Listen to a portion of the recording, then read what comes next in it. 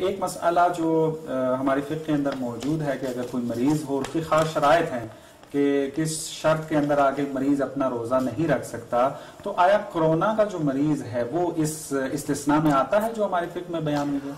دیکھیں، اگر ہم روزہ کن شرائط کے تحت واجب ہوتے ہیں، اگر اس کی طرف ہم واپس پلٹیں تو آپ نے مختلف توضیح مسائل میں دیکھا ہوگا مختلف شرائط بیان کی گئی.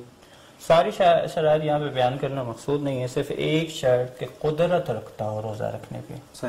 اگر اس کو ہم اچھی طرح سے کھول لیں، بیان کر لیں، اس کو انڈرسٹینڈ کر لیں تو باقی ساری چیزیں بہت اچھی طرح سے وہ مسائل حل ہونا شروع ہو جائیں گے.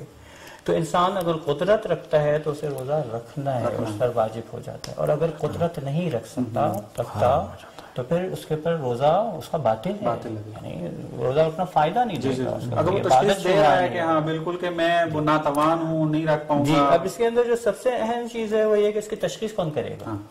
ہم کورونا کے مسائل جو رہبر معظم نے بھی بیان کیے ہیں، طلسہ ثانی نے بیان کیے ہیں، ہم آتے ہیں اس کی طرف اور بہت تفصیلی ان کا فتویٰ اس موضوع پر آیا ہے. عجیب صورتحال ہے کہ پہلے روزے کی اہمیت دونوں بزرگان نے بہت زیادہ تحقیق کے ساتھ بیان کی اور پھر حکم بیان کیا اور حکم کی تمام شقیں بھی بیان کی.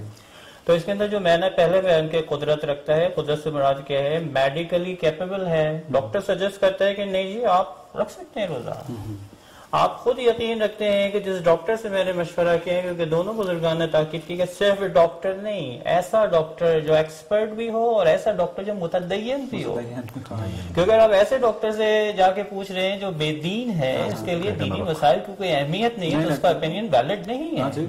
ویلیڈیٹی کے لیے دو چیزیں، وہ تھوڑی سی نقصان کی وجہ سے وہ معافی دے دے کہ تم روزہ نہیں رکھ سکتے اس میں آگے. ایسا نہیں ہے. جو چیز ہے یہ کہ بہت ڈینجر ہو، اور ڈینجر میں 3 تقسیمیں ہیں. ایک کورونا کے حوالے سے یہ کہ آپ شکار ہو سکتے ہیں اس مرض سے، اور کورونا میں پانی زیادہ پینے کا ہے کہ اگر مریض ہو جائیں تو جی ایک یہ بیان کیا جا رہا ہے، اس کو بہت اٹھایا بھی جا رہا ہے کہ جی آپ اگر سمٹم آپ کے اندر، کیونکہ اس میں 2 قسم کے لوگ ہیں. ایک وہ ہیں جو ایڈکٹ ہیں، ہو گئے ہیں، مریض ہو گئے کورونا کے. ایک ایسے ہیں جو نہیں ہوئے ہیں.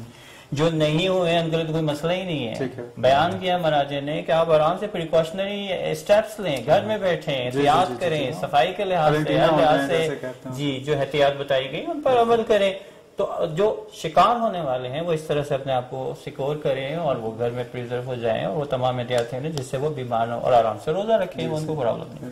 دوسرے وہ لوگ ہیں جن کو ہو گیا ہے کرونا.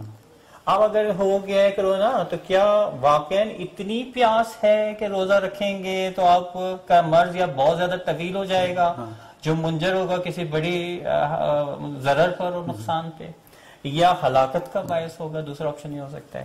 تو ایسی صورت میں اگر آپ کو یقین ہے کہ ایسی صورتحال ہے کہ واقعا شدت کے ساتھ نقصان ہے اور آپ خدا نہ خواستہ بہت بڑی مصیبت میں پھنس سکتے ہیں یا خدا نہ خواستہ اس دنیا سے رخصت ہو سکتے ہیں، تو نہیں، آپ کو اگلے رمضان کے لیے محفوظ رکھنا چاہتے ہیں، اس لیے آپ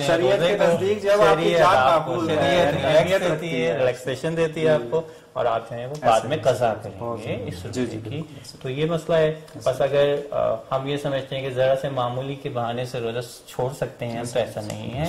واقعا جو حقائق بیان کیے گئے ہیں اس کی روشنی میں اگر ہمیں تشخیص ڈاکٹر بھی دیتا ہے اور ماہر اور متدین ڈاکٹر دیتا ہے تو ہم روزے کی بعد میں قضا کر لیں گے. ان دنوں میں روزہ نہیں رکھیں گے.